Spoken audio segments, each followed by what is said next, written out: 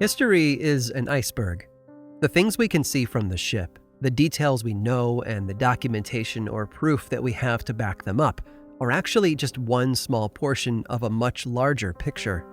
Beneath the waves of time hides an entire realm of information that we have yet to uncover. That doesn't mean that each new generation of historian rewrites history. It simply means that the more we dig and the deeper we go, the more pieces we have to work with. And in the end, that makes for a much more comprehensive picture. Might it change the things we thought were true? Certainly. But it also gets us closer to the real story. Take the story of our own species, the Homo sapiens. Back in the 1950s, scientists believed that our ancestors emerged around 200,000 years ago.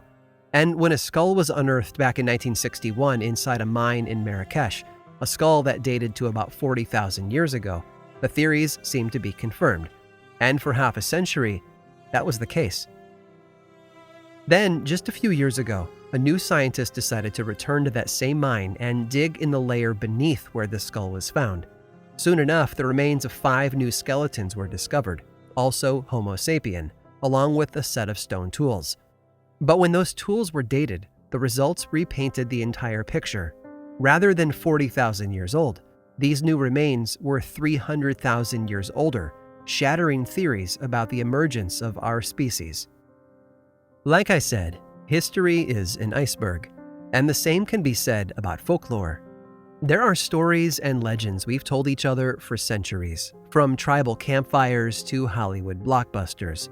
But many of the details have been worn away or buried beneath the waves of time. They were once part of the larger picture, but now they are all but forgotten. So today, I want to take you on a journey into the past, to explore one of our favorite corners of folklore, and see what the shadows might be hiding. But be warned, because while the core of this legend might be familiar to most of you, there's a darkness just beneath the surface, waiting to break free.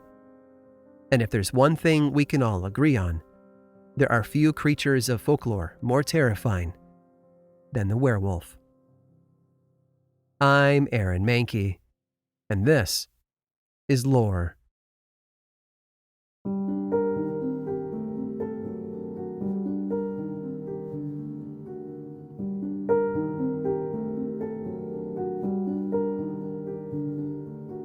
It seems that everyone knows about werewolves. Maybe it's thanks to all those Hollywood films, or perhaps it's just a result of how frequently the stories have been told. Either way, most people have a pretty long list of facts in their head about werewolves. For starters, scholars and fans alike would be quick to point out that it's a pretty popular slice of folklore. Ask just about anyone, and they know the gist of it. A werewolf is a human being who transforms into the shape of a wolf, and in doing so, becomes a dangerous threat to their community. People will also happily point out the connection to the moon, something we can see prominently in characters like Professor Lupin from the Harry Potter novels. And there's a good chance that most casual fans of the legends might even utter the word lycanthropy, the term for the condition that underlies it all. Those are the popular details, and they managed to work their way into just about every new variation on the werewolf mythology. Movies, novels, comic books, and more, all of them dip their quill into this shallow inkwell. But if we were to travel deep enough into the past, the werewolf as we know it would transform into so much more. Traditional beliefs about these creatures had a few different opinions about what a werewolf actually was. In some cultures, a werewolf was nothing more than a person's soul that had left their body to go on a ghostly hunt. Others believed the wolf itself was physical and real, but simply a counterpart to the human being, and both could exist at the same time. And another view of the werewolf was that the wolf was simply a familiar, a demonic creature that served a witch. And just like other folklore surrounding familiars, if a werewolf was injured, that injury would appear magically on the witch that controlled it. Definitions aside, the reasons why the werewolf existed were also multifaceted. Today we're used to the idea that anyone bitten by one will become infected with the same powers. But long ago, these creatures were often the product of a curse. Their condition was typically seen as divine punishment for evil deeds. which made curing them all that much more difficult. But there were theories, even back then. Some people believed that a werewolf would automatically transform back into human form when they became exhausted enough. Others believed that medicine was the only way to cure them, and many of those folk cures involved the flowering plant called wolfsbane. Some cultures even recommended surgery, and although I'm not exactly sure how it was supposed to work, more often than not, it ended up killing the accused rather than helping them. Other brutal cures included piercing their hands with nails or striking them on the forehead with a knife. And on the other end of the spectrum, there were those who believed that a werewolf just needed a good old-fashioned scolding to cure it, but that would probably only work on swearwolves, not werewolves. But let's back up for a moment. One of the things we take for granted in the world of werewolves is their transformation. It happens, and then the interesting stuff is able to take place, the hunting and devouring and all of that. But centuries ago, the method of that transformation was just as varied as the rest of the folklore. Some cultures believe that transformation required a person to take off all of their clothing and then put on a belt made out of wolf skin. Other stories suggested that a person would have to rub their bodies with a magical salve or ointment that caused the change to begin. And there are more than a few stories about drinking water, either from a magical stream or from rainwater collected in the footprint of a real wolf. Now, obviously, once a person had transformed, they would be easy to spot. But what about when they were in their human form? How was a community supposed to track down the werewolves living among them, hiding in plain sight? Well, thankfully, there were physical clues they could look for. A werewolf, they believed, had curved fingernails, low-set ears, and eyebrows that tended to grow together in the center. Their teeth might look a bit too sharp, and their face might take on a more harsh or gruff appearance. And if they had recently transformed back into human form, they might also be unusually weak or depressed. But the biggest misconception of all regarding werewolves just might be how uncommon their folklore really was. Before the 14th century, Europe didn't really have many widespread legends about them. Yes, there were some holdovers from classical antiquity, but most of the actual documented appearances of the werewolf were limited to things like court records. When they did appear, though, those stories typically followed a few set patterns. And while these tales might not be what you're used to, they represent the werewolf as it was viewed by Europeans for a very long time. And when we explore them, one thing becomes abundantly clear. No matter what shape or format they took, stories about werewolves have always been about something deeper: the danger of the unexpected.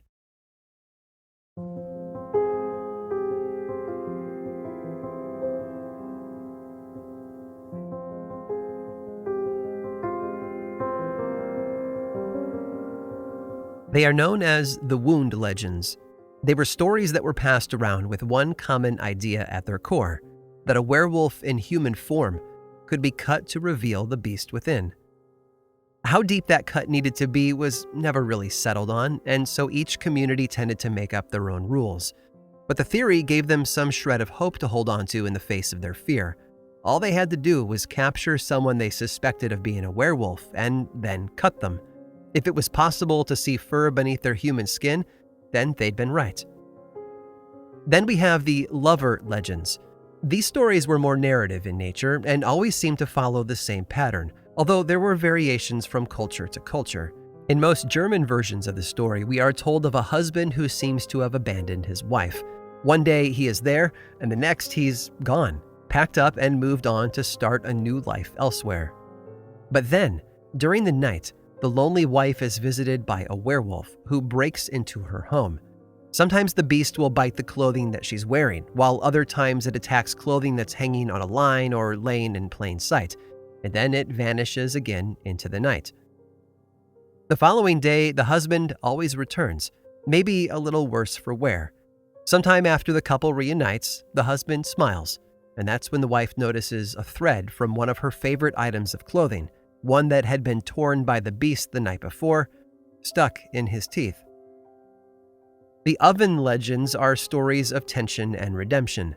They all seem to work off the premise that a human can turn into a werewolf by putting on a magical wolfskin belt.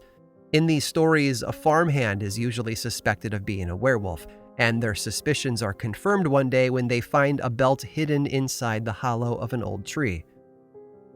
Determined to save the man from his own sins, his co-workers send him away on an errand. Then they take the wolf belt and build a large fire in the oven before waiting for him to return. Just as the suspected werewolf is coming into view, the other farmhands toss his magical belt into the flames, destroying the man's source of power right before his eyes. After that, he typically repents of his evil ways and expresses relief that they all helped him. The most interesting of the 4 types of werewolf legends, though, would have to be stories of the backrider. But rather than just tell you about it, here's a great example found in old testimony from centuries ago, about an experience a man had while traveling through the countryside. "Something flew onto my nape. I could see the paw hanging over my shoulders, and sweat ran from my neck and ears. I didn't know what to do and thought, 'God, what is happening to me?' Then I arrived at the church in Didim, in front of the old church, and then he jumped off." The legends of the backrider, it seems, are stories about hitchhiking werewolves, beasts that jump on the backs and shoulders of travelers, who then have to carry their supernatural passenger for some distance before they vanish back into the night. What's missing from these stories, though, is any description of a transformation. Heck, it's even common for them to not even mention werewolves by name, but the threat is clearly implied. Here, let me tell you one more backrider story, because it's a perfect example of the sort of fear that was pervasive at the time. One particular account tells the story of a group of young women who had been working all day at a nearby farm, preserving food for the coming winter. Because their work wasn't finished before sunset, a few young men were tasked with escorting the ladies home, so they all began that long walk through the shadows and trees between the farm and the town. But as they traveled the road, nervous about every single sound and movement in the darkness around them, one of the young men felt a creature land on his back and shoulders. When he cried out, his friends turned and saw the beast with their own eyes. Thinking quickly, one of them picked up a large branch and swung it at the beast's head, instantly knocking it out cold and causing it to fall to the road. Naturally, everyone ran as fast as they could for town. There was no telling how soon the creature might regain consciousness, and they didn't want to stick around to see how angry it might be. But thankfully, the rest of their journey home was completely uneventful. In the morning, though, with the light of the sun giving them a dose of courage, some of the young men decided to go back to the scene of the attack and look for evidence. They expected to find tracks, or maybe even some of the monster's fur. Instead, they found the body of a man lying along the side of the road. A man killed by a blow to the head. Now, I get how easy it would be to view these legends as fairy tales, just harmless little snippets of folklore designed to do nothing more than frighten and entertain. But sadly, that's not the case. These types of stories commonly appeared in actual trial documents, trials where reputations and lives were on the line. And while trials like that couldn't possibly happen today in our modern world, they were far from unheard of just a few centuries ago. And sometimes, the results were tragic.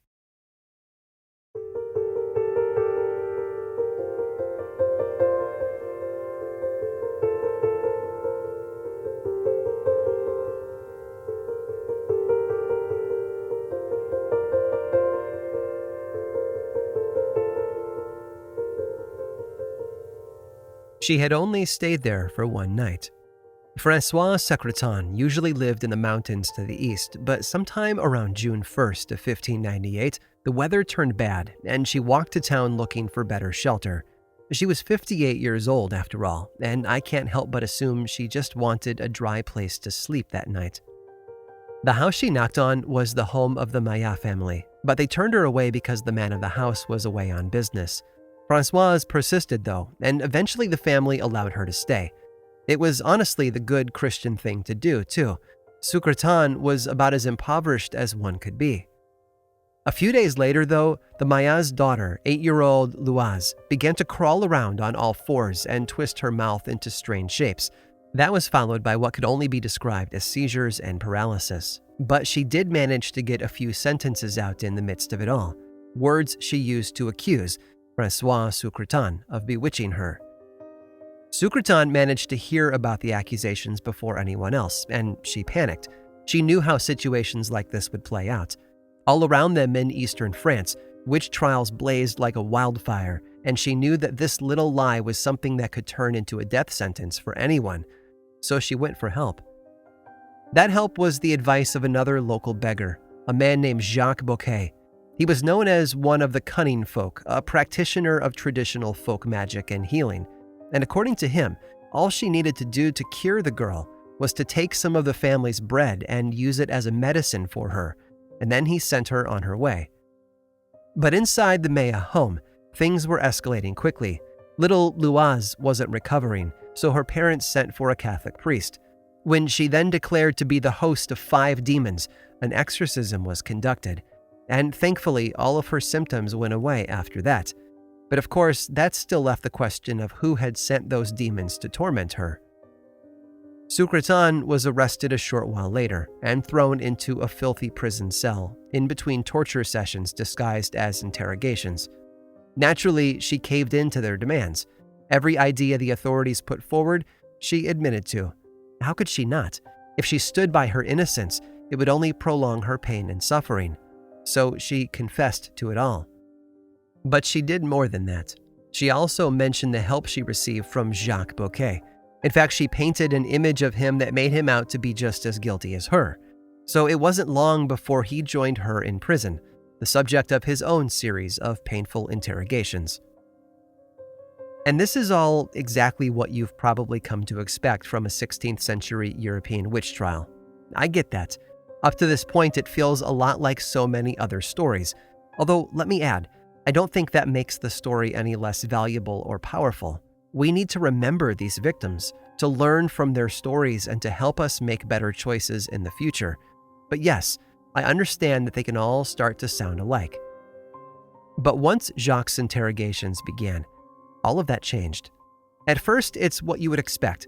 Yes, I am a witch, he tells them, and I get my powers from the devil, powers I use to kill livestock and destroy crops. But then he added that on top of all of that, he could even transform into a werewolf, giving him the power to hunt and kill. And how did he make that transformation? Again, it was with the devil's help. Jacques explained that he received a magical ointment from the Lord of Darkness, and once applied, he would change into the monster and then run through the countryside with an entire pack of others just like him, a pack that gathered for meetings with the devil himself. But here's where things get tricky, and to understand it, you have to put on your 16th century hat. Because the Christian Bible mentions witchcraft, it was easy and legal in Europe to accuse, try, and execute witches. But werewolves were different. They don't appear in the Bible. In fact, Catholic theology had long before deemed transmutations like that to be impossible, and it wasn't legal to put people on trial for fantasy. But the Chief Justice of France at the time, a man named Henri Boguet, saw something in Jacques' confession that, for lack of a better way of putting it, gave the authorities some teeth. They might not be able to try him for being a werewolf, but that partnership with the devil that he admitted to was certainly worthy of death. In the days that followed, Jacques and the others he named from his pack were all arrested and interrogated through torture. And while all of that took place, François Sucreton, who had suffered inside the horrible condition of the prison for weeks, sadly passed away. She might have escaped public execution, but she was executed nonetheless. Jacques would face a more dramatic death a short while later. Now remember, not all witches in Europe and England were burned at the stake. Depending on the laws of the nation and the variant of Christianity the people followed, sometimes those victims were hanged. But even those nations that burned witches tended to first strangle or slit their throats, meaning the burning was purely for show. But for Jacques Bouquet, his execution would skip that step. Perhaps because of the boldness of his confession, or maybe in an effort to send a powerful message to other would-be witches, he was tied to the stake in the middle of town, fully alive and aware of his surroundings. And then, with hundreds looking on, a fire was lit beneath his feet. Slowly and painfully, he was devoured by the flames.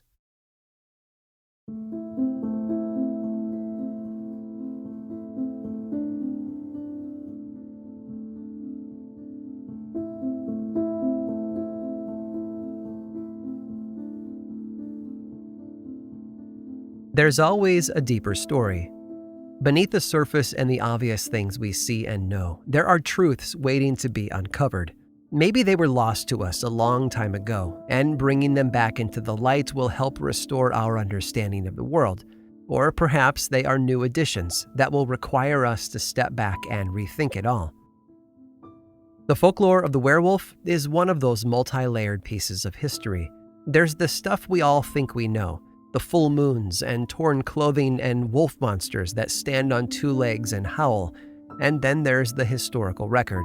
Yes, the modern version is highly entertaining, which of course is by design, but that doesn't mean the older stories are any less frightening. But after looking back on those earlier versions of the legend, I think it's surprising just how much of the horror came not from the monsters, but at the hands of the people who hunted them. Whether it was barbaric exploratory surgery looking for proof, or cures that involved nails through hands, or dangerous folk medicine, the humans at the center of these stories made it very clear that they too were capable of frightening things.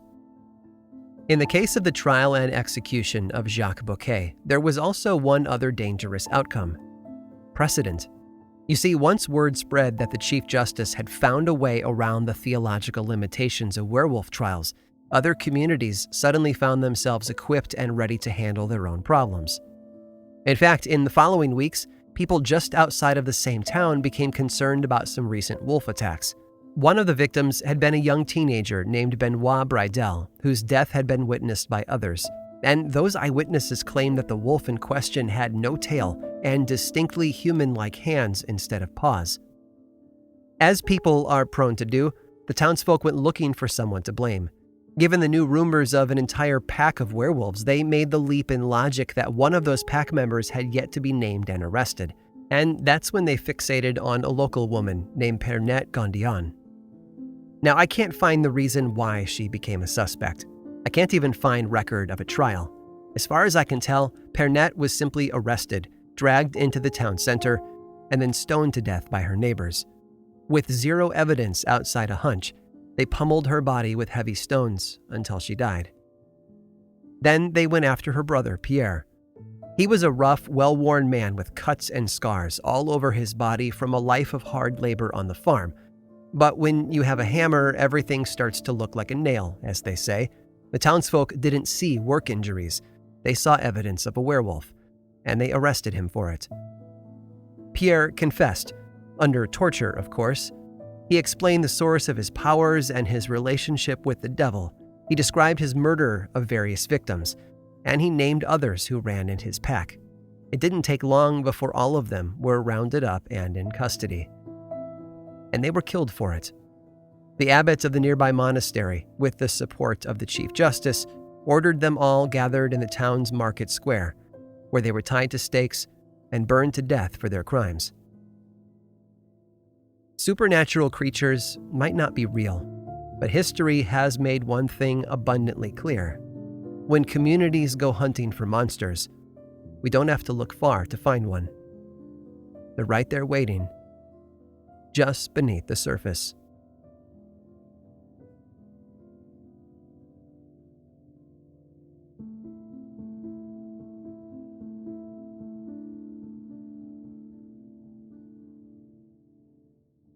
One of the powers of folklore is that it has a way of getting us all onto the same page. The lines are clear, and the antagonists are duly noted. We know who the bad guys are. But within a world as rich and deep as folklore, there are bound to be exceptions. And there's one werewolf legend that seems to turn all of our expectations upside down. Stick around after this brief sponsor break, and I'll tell you all about it.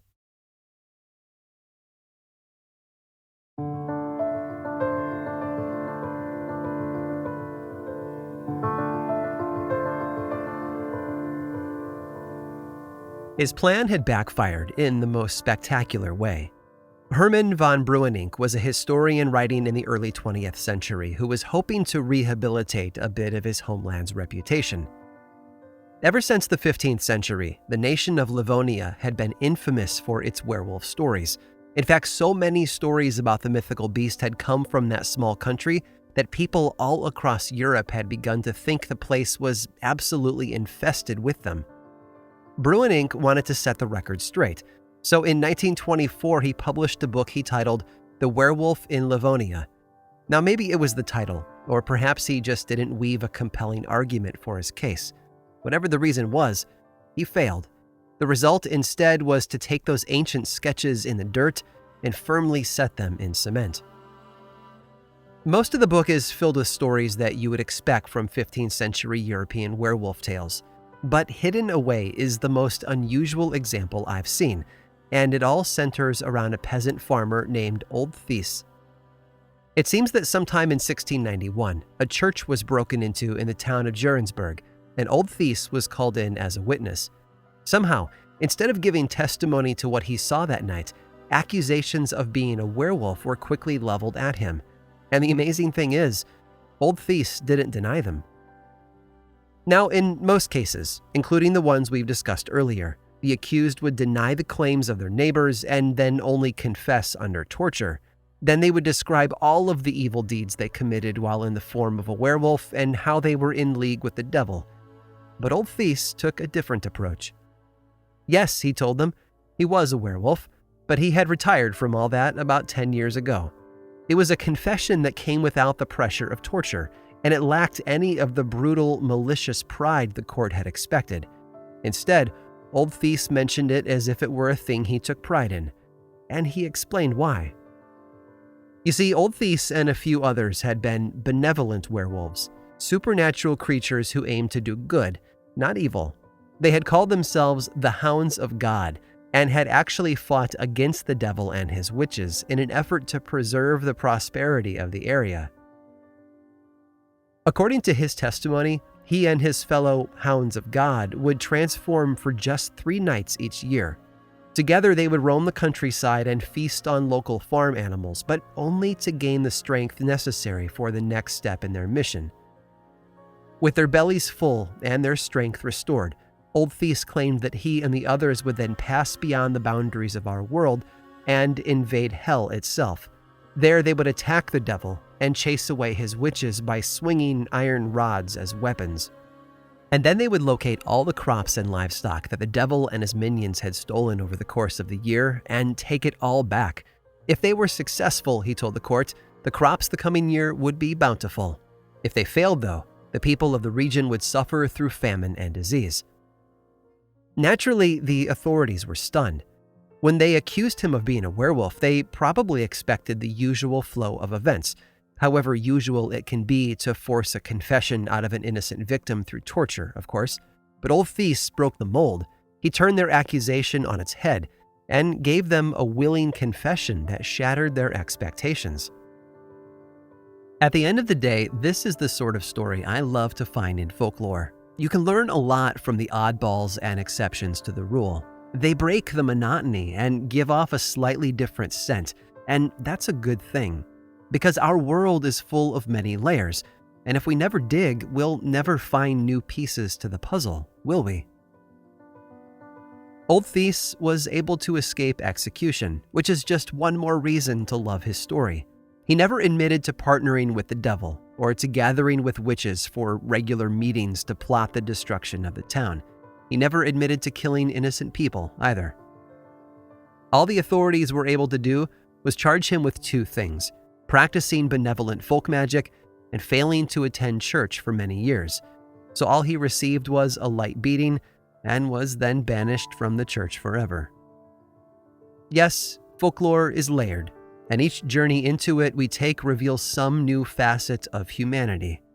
But as Old Thies experienced in 1691, there was one part of folklore that would always be predictable: the people at the center of it all.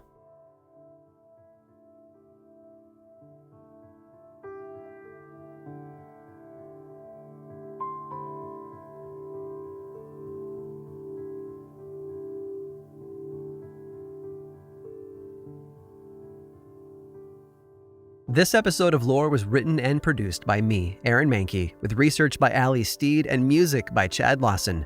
Lore is much more than just a podcast. There's a book series available in bookstores and online, and 2 seasons of the television show on Amazon Prime Video. Check them both out if you want more lore in your life. I also make and executive produce a whole bunch of other podcasts, including Aaron Mahnke's Cabinet of Curiosities and Noble Blood, all of which I think you'd enjoy.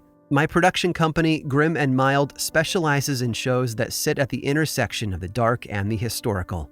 You can learn more about all of those shows and everything going on over in one central place, grimandmild.com. And you can also follow the show on Twitter, Facebook, and Instagram. Just search for Lore Podcast, all one word, and then click that follow button. And when you do, say hi. I like it when people say hi. And as always, thanks for listening.